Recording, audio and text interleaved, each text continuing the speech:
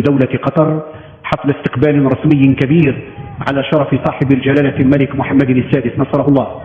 تخطر فرسان الخيالة الموكب الملكي في مظاهر احتفالية رسمية بهيجة، وهنا بمدخل القصر الأميري بالدوحة اصطف أفراد الجالية المغربية المقيمة بدولة قطر حاملين الأعلام الوطنية وصور جلالة الملك، ممتنين لجلالة الملك بهذه الزيارة التي تجسد عمق علاقات الإخاء والصداقة التي تجمع القيادتين في البلدين والشعبين الصديقين.